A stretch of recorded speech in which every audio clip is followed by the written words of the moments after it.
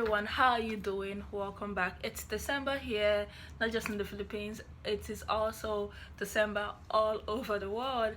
And I've been thinking lately, I've just come to the conclusion that I might decide to do Vlogmas, which are Christmas related vlogs for December, and this would allow me to grow my channel. In regards to this channel, as I've started vlogging regularly about the Philippines, which has actually been one of my favorite topics, from detailing what it's like to live here as a foreigner in the country till even what I love about the Philippines. I feel like it is almost becoming a series, which is nice, but also there's still more that I want to tell you guys, like all of the crazy things that have happened to me here, the bad stuff, and the happy stuff. I still have so many stories that I want to share with you guys. And basically, like, my living here in the Philippines has not been all rosy.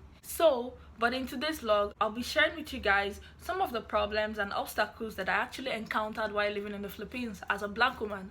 Okay, as a black woman, as an African woman, all of this combined together just brought in all of these weird things that I saw as a problem while living here in the Philippines. As much as I love the Philippines, and most especially its people, there is something that would never change, and that is that we're from different continents. We have different cultural backgrounds. There's also a known fact that there's actually a lot of Filipinos that live and work abroad, and I think you would see this from my own perspective, and there are so many things that would never be like home, because you are in a foreign country and you are always contrasting and comparing. That is like one thing. That is what it's like to live as a foreigner. There is no how you can run away from it, because you're always comparing and contrasting, and that's how I've been able to survive here. If you're new to my channel, my name is Abby and this is Waka Waka. I make vlogs about living here in the Philippines, and I do sewing tutorials, but I haven't been doing it for a while now because I've been busy talking about the Philippines. So don't forget to like and subscribe to see more content that I create. Now let's go on to the video. Of course, you might think that this list is silly, but it's okay. This is what I encountered. These were some of the things that I saw.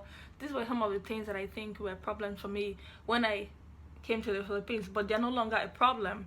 And also, this would be a guide for anyone, any black woman that is coming here to study or that is coming here to live here, just to give you an idea of like what might be shocking to you, or it might not be shocking to you.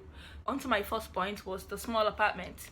So in my first week of arrival here in the country, since I was gonna study here, I had to live in Makati, of course, because my school is also in Makati, and you don't want to get stuck in Makati traffic. Of course, I went apartment hunting, and all of the places that we came across, I just found out that these apartments were too small for the prices that we're offering. And after a few years of living here, I've come to realize that this is also similar across Southeast Asia, with people living in a small shoebox apartment. That's the word. And I've been living in the same location for 4 years now, and it's a 23 square meters, and sometimes I still haven't gotten used to it. But over the 4 years of living here, of course, there were times where I'm like, maybe I'm on the island and I just get tired of it, and I just miss this apartment so much, and I just want to come back home and sleep on my bed. So that was the first thing. That was like one of the first thing I voiced, that I was like, oh my god, the apartments are really, really small. So that's the first one. The second problem that I had while living in the Philippines was finding the right body lotion. Now, there's a twist to it. So I remember running out of the one that I came with from Nigeria, and I went out to store to get more. And almost every body lotion that I came across has whitening ingredient in it. And I'm this kind of person. I have a dark skin color, and I do not want to tamper with my skin color.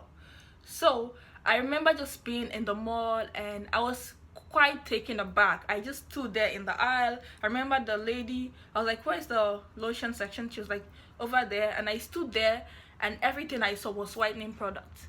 So I was like, what is going on here? I just stood there, and I was just dumbfounded, because I was like, I do not want to whiten any part of my body, not even my armpit. So I remember that day I just looked in the corner and I saw baby oil, and I picked it. So I used that for a while. As I became more familiar with the environment, then I saw coconut oil, which I still use today, and I also found Jergens, which I mixed together. But back home in Nigeria, now this is it. Back home in Nigeria, bleaching is also a big issue back home, but the difference is that it's not as much as they have it here in the Philippines. And also back home, like, there are specific stores that you go to buy whitening products. Like, you know, you have a regular customer, but it's not like just distributed everywhere. So that was why I was a bit taken aback by it.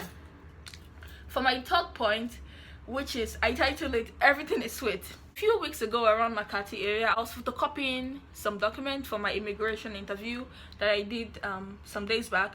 And now behind me were two African guys. While I was waiting for my document, they were also ordering food. And once they chose the food, I overheard them asking the waitress if the food had a sweet sauce or not. They were telling the lady that they didn't want anything sweet. And when I actually heard that, I smiled because I thought that I was the crazy one. Like, you know, oh my god, it's the food here is too sweet and all of that. But I actually had that difficulty here too, because in my first few months, I remember I ordered spaghetti and it came with a sweet sauce, and I was like, no, it's like really too sweet. So, but then after years of living here, I know what is sweet and what is not sweet.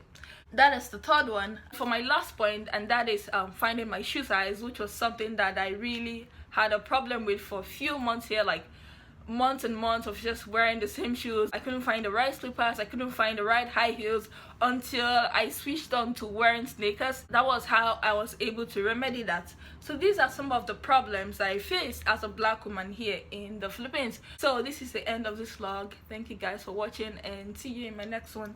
Bye.